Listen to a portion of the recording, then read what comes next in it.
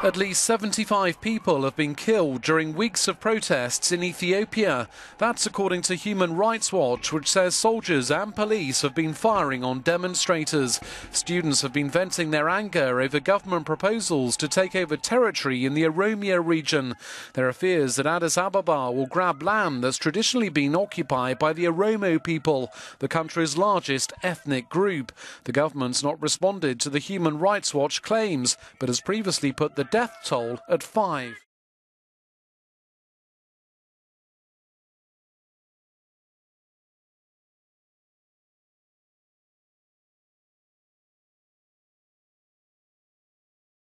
The protests in Oromo highlight a number of different issues in Ethiopia. It's actually I think a more complicated picture than it may seem at face value. One layer is, yes, the issue of the protests as a reaction to the government's plan to expand the municipal boundaries of the capital. And so that the concern that the protesters are raising there is that I think that the so-called Master Plan, which is what the government's municipal plan is called, would expand the boundaries by something like 20 times the area, and would include large areas of farmland around the capital that's used either for agriculture or for grazing. And the concern is that the government would simply claim this land and use it without providing any kind of compensation to the farmers or the pastoralists who are currently using that land. Now there's a number of twists to this, because in Ethiopia all land is actually owned by the state, but at the same time there are supposed to be safeguards where people and farmers and pastoralists can get compensation and should be consulted, of course, before their land is used. So that was the initial spark for the protest. Ethiopia's agriculture minister claims there's no conflict with local communities and no need to provide compensation. But people here speak bitterly of forced evictions. But the protests are actually tapping into much deeper grievances. The Oromo community in Ethiopia is the largest ethnic group in Ethiopia, so it's about 35 million people. It's about 30% of the population are Oromo, and the Oromo community have deep-seated grievances, not just against this government but previous governments. That there's been concern among the Oromo that they've been marginalised economically, politically, culturally even, that their language, Afan Oromo, has been suppressed by repeated governments over the years.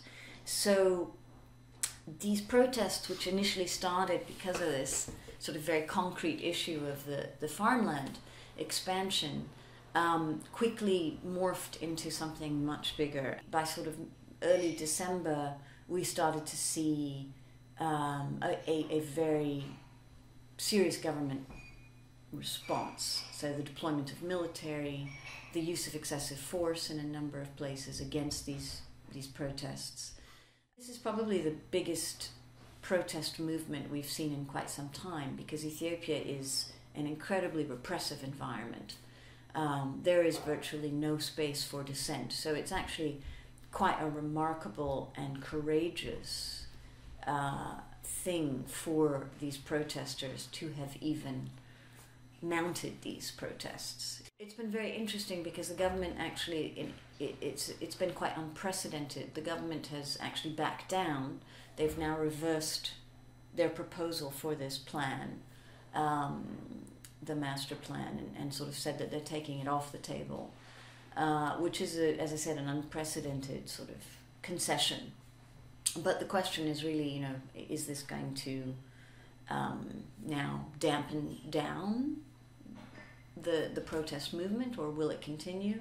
It's, I think, a bit unclear. You'd hope this might be a moment where the government looks at a sort of new direction in terms of its policies and looks at at maybe reversing or changing some of the policies that they've implemented. That's the optimist's view. The government has been extraordinarily concerned about any public protest movement in the past 10 years, and has reacted brutally to protests. I think that the concession on the master plan is because they are concerned that I think it's prompted more by domestic concern than by international pressure. Frankly, there's been very little international pressure, or at least publicly.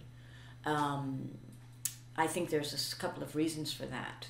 One reason is that there's actually been very little coverage of the protests. There's been very little media attention to what's been happening in Ethiopia the last couple of months. Part of that is because Ethiopia restricts access for the media, for local media as well as international media. It's extremely difficult to go and investigate and report on any kind of sensitive political issue in Ethiopia. And Ethiopians live in a deeply fearful environment. Many, many Ethiopians, ordinary people, would be extremely fearful about speaking about anything. Even if they witnessed something, they would be extremely fearful about speaking about that to a reporter because of the potential repercussions on them and their families. The other issue is that, in terms of international pressure, is that Ethiopia is one of the world's biggest aid recipients. More than 30% of its budget is from foreign aid. It's one of the largest recipients of foreign aid in Africa. At this food distribution centre, 2,000 people wait for rations that will last them a month. In all, more than 8 million people across an area roughly the size of the UK now need food aid. The government is in much better shape than 30 years ago to cope. Officials were in the village today, but more international help is needed. International donors, bilateral donors, like governments, but also the World Bank and others, provide enormous amounts of aid to Ethiopia. And it's seen as a success story when it comes to development. So there is also political unwillingness to raise human rights issues, which I think are often seen by international donors and partners as inconvenient.